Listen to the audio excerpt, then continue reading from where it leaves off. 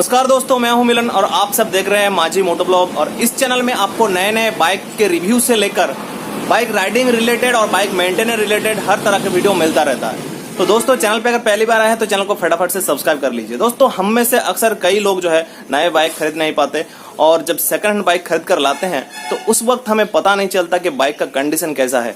हम लोग बाइक के आउटलुक देखकर खरीद कर लाते हैं सेकंड हैंड बाइक, और घर पे लाने के बाद कुछ दिन चलाने के बाद हमें पता चलता है कि हमने जो बाइक खरीदे हैं उसका कंडीशन अच्छा नहीं है, उसका इंजन जो है बर्बाद हो चुका है, बाइक में कुछ बचा ही नहीं है। इस तरह से हम लोग बेवकूफ बन जाते हैं। तो आज की इस वीडियो में मैं आप लोगों को डिटेल में दिखाऊंगा कि किस तरह से आप एक अच्छे सेकंड हैंड बाइक को पहचान पाओगे, जिससे कि आपका पैसा भी बर्बाद ना हो और आपको अच्छा खासा बाइक भी मिल जाए सस्ते दामों में।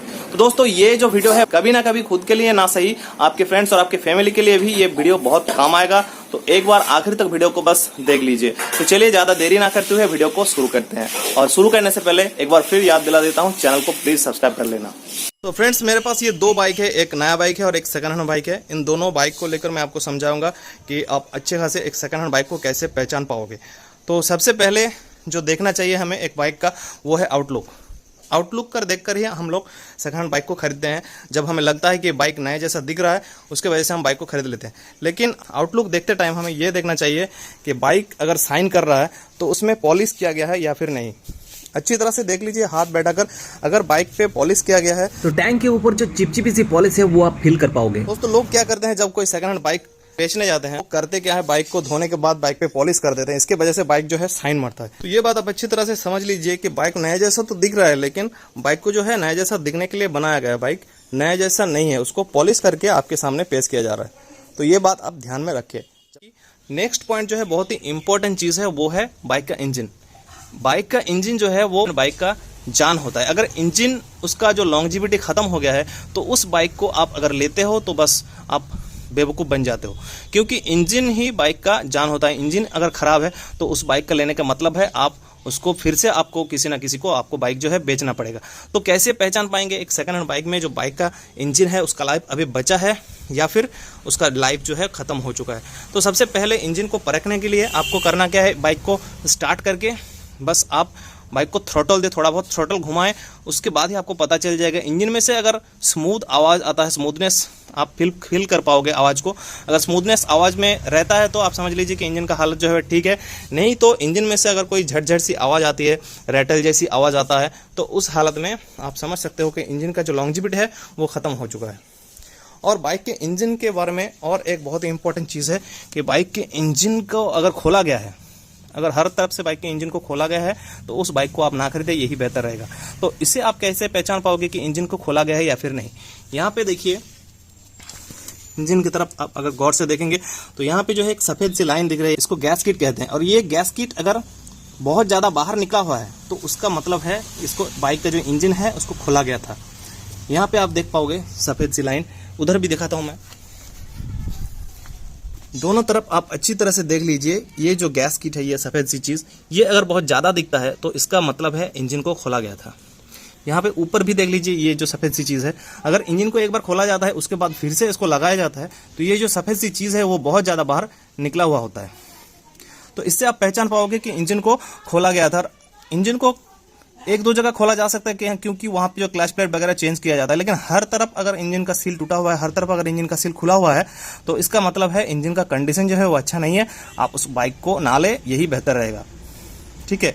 और एक चीज़ मैं आप लोगों को बता देता हूँ, यहाँ पे जो गैस किट है उसके ऊपर अगर आपको गोंद जैसी कोई चीज़ दिखे, चिपचिप सी, क्योंकि जब सील खोला जाता है तो गोंद से भी चिपकाया जाता है, तो गोंद जैसी चीज़ दिखे तो आप समझ सकते हैं कि बाइक का सील जो है टूटा हुआ है, इंजन को बार बार खोला गया था और उसके वजह से इंजन का जो लॉन्जिविटी है उसको आप अच्छी एक्सपेक्ट नहीं कर सकते।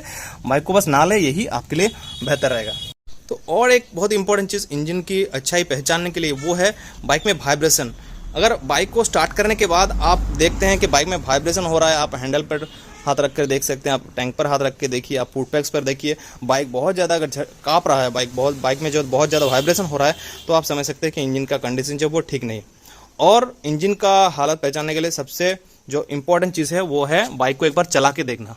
बाइक को आप चला कर देखिए, बाइक चलाते हुए अगर आपको लगता है कि इंजन का स्मूथनेस ठीक है तो फिर आप बाइक को ले सकते हैं। लेकिन बाइक को चलाते हुए अगर आप समझते हैं कि बाइक में से आवाज़ आ रहा है, इंजन में से रेटल साउंड आ रहा है, तो बाइक को ना ले, यही सबसे बेहतर होगा।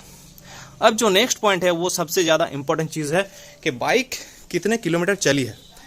दोस्तों देखिए, आजकल बहुत ज़्यादा एडवांस टेक्नोलॉजी आ गया है और टेक्नीशियंस भी बहुत ज़्यादा कुछ जानते हैं बाइक के बारे में। वो क्या कर सकते हैं, बाइक का जो मीटर है उसको कम कर सकते हैं। तो आपको जब भी आप एक सेकंड हैंड बाइक खरीदने जाते हैं तो आपको दिखाया जाता है कि ये बाइक कितना किलोमीटर चला है। बस उसको देख के आप मन में ये ठान ना लीजिए कि ये बाइक जो है ज़्यादा नहीं चला है तो बाइक का कंडीशन अच्छा है। तो आप कैसे पहचान पाओगे कि मीटर में जो जितने किलोमीटर शो कर रहा है, जितना किलोमीटर ये बाइक चला है उसके बारे में आपको बताया जा रहा है, उसको आप सही कैसे मानोगे कि हाँ बाइक जो है ज़्यादा नहीं चला है। तो अगर आप देखते हो कि मीटर में बस 20,000 किलोमीटर आपको दिखाया जा रहा है कि मीटर में दिख रहा है 20,000 किलोमीटर बाइक चला है, लेकिन इसे आप कैसे पहचान पाओगे कि बाइक जो है ओरिजिनली 20,000 किलोमीटर चला है।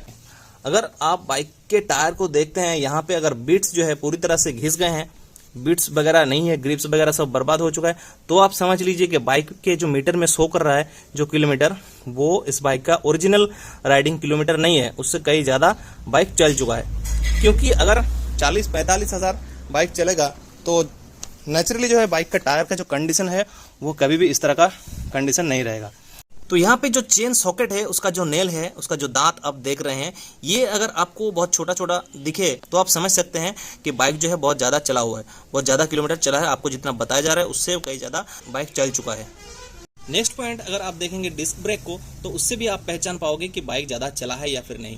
डिस्क ब्रेक, बाइक अगर बहुत ज़्यादा चल चुका है तो डिस्क ब्रेक जो है सामने की तरफ पतला हो जाएगा। अगर बाइक नया है तो अगर बाइक नए जैसा है तो वहाँ पे आप देख पाओगे कि डिस्क ब्रेक का प्लेट है वो हर जगह सेम होता है, लेकिन अगर बाइक बहुत ज़्यादा चल चुका है तो सामने की तरफ आपका जो डिस्क ब्रेक का सामने की तरफ का जो हिस्सा है वो पतला दिखेगा, नीचे की तरफ थोड़ा सा मोटा रहेगा। तो इससे आप पहचान पाओगे कि बाइक ज़्यादा चला है या फिर नहीं। तो नेक्स्ट जो पॉइंट है वो है बाइक का सस्पेंशन।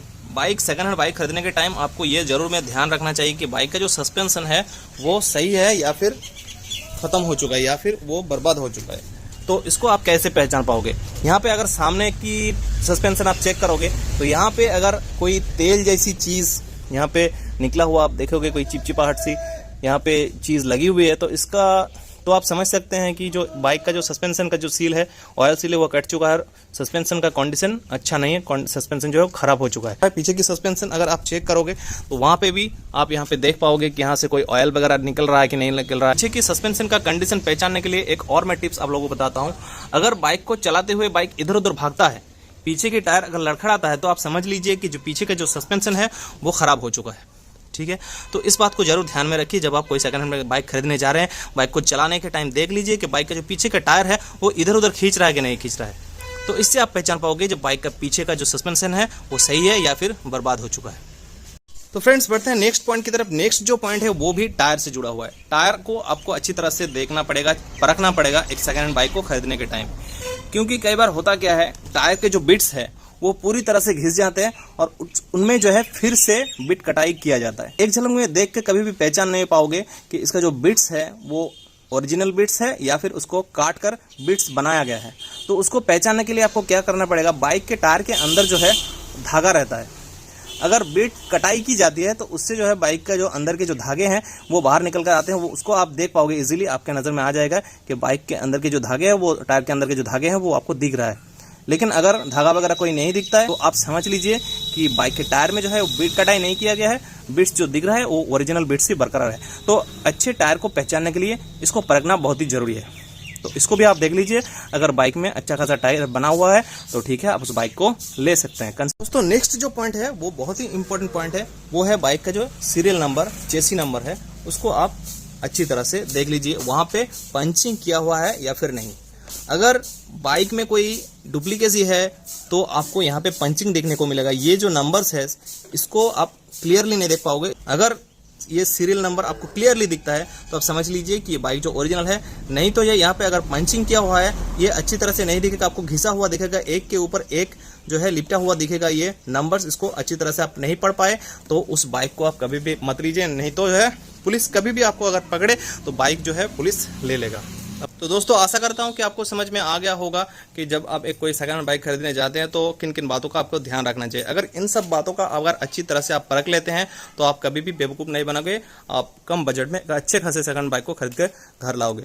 तो वीडियो अगर अच्छा लगा तो प्लीज़ वीडियो को लाइक करके चैनल को सब्सक्राइब करना मत भूलिएगा। दोस्तों इस तरह का वीडियो मैं लाता रहता हूँ, मिलते हैं अगले वीडियो में, तब तक के लिए tata bye bye, thank you, thanks for watching.